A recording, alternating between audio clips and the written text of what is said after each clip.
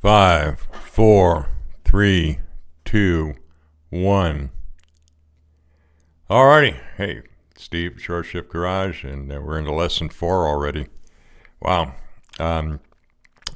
Today we're going to discuss our chart versus time histograms. For these, they're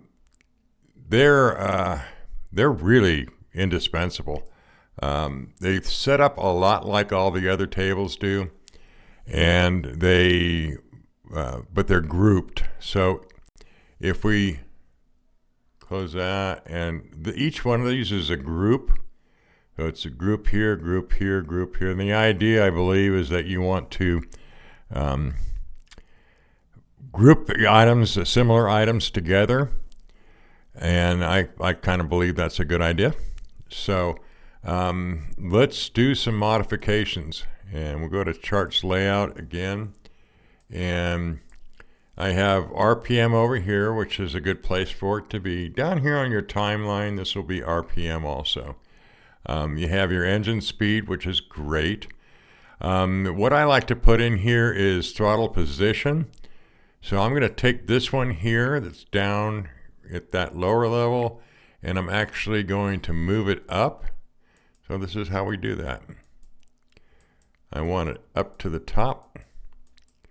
I want injector duty in a different location, so we can actually, it's got 4 in it already. We'll move that one down to here for now.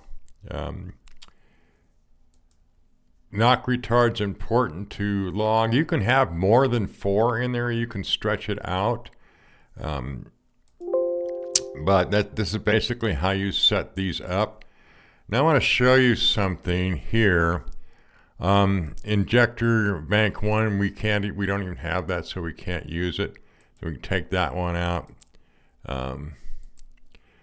And we have O2 bank 1 sensor 1 and O2 bank sensor 2.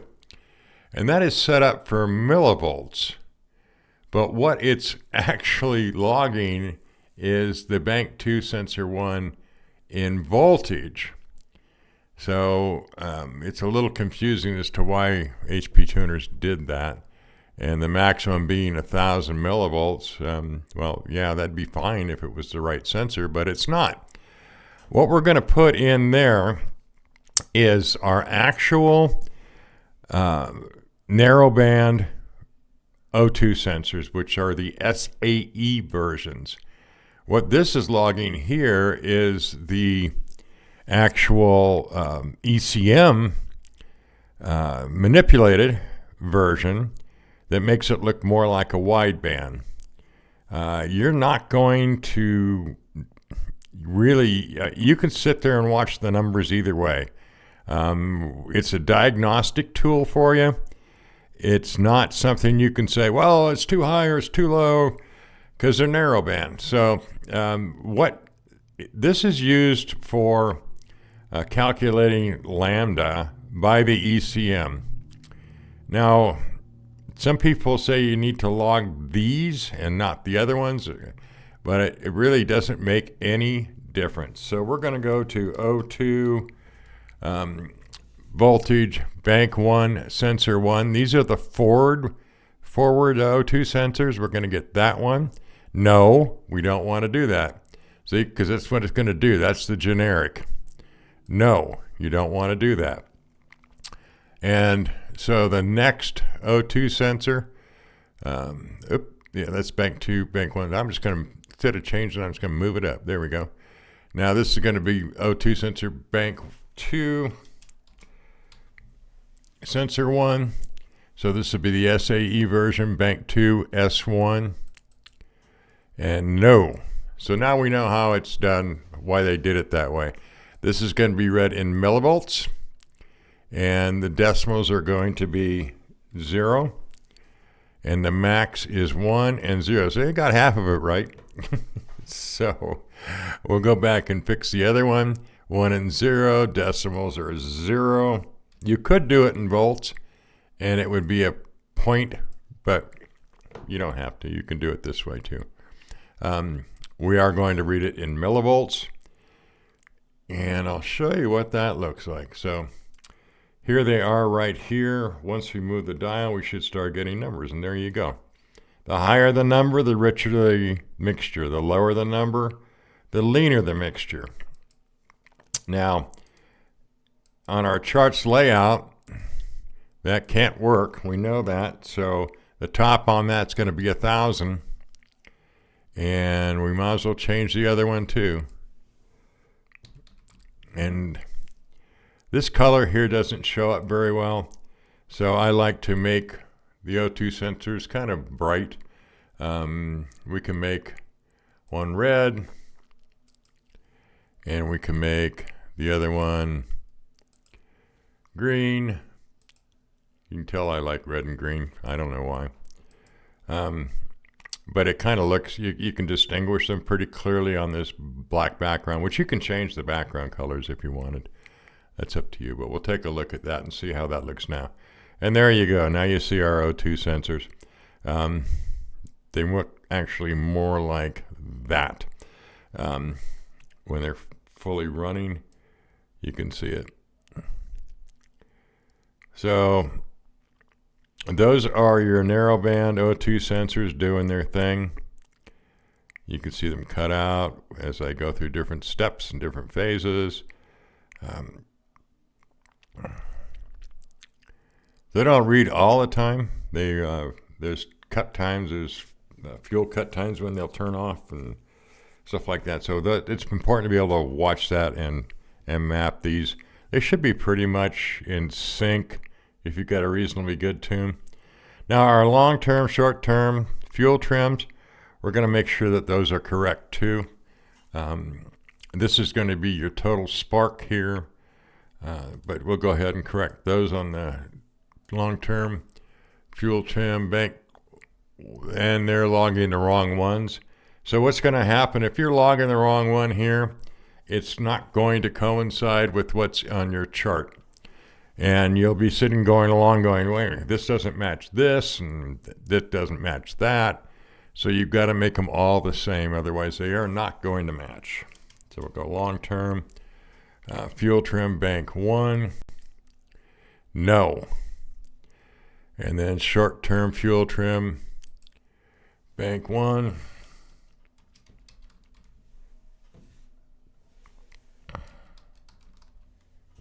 Yeah. And SAE, remember, we're using SAE. No. And long term here.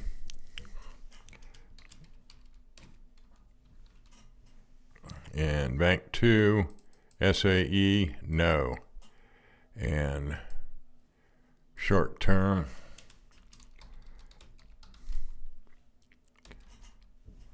And bank 2, SAE.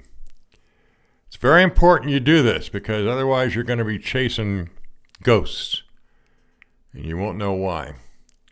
So let's just move this a little bit and we should pick up our data. So now everything is in line.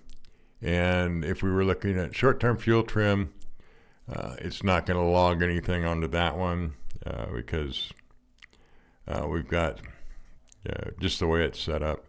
I don't have it logging over there. But yeah, so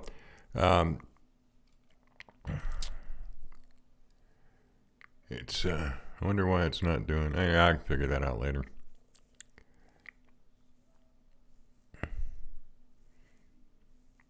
But now they are in line with each other. You notice your short-term fuel trims oscillate. Your long-term fuel trims, once the adapters are built, these should stay very, very stable. Occasionally they'll shift. And if they shift, it's because it's experienced a situation before and it's going to change the fuel trims. So these are averaged fuel trims. So if you go to the max, you'll see the maximum amount of trim it pulled or added fuel to. And if you go to the negative, you'll see the minimum amount.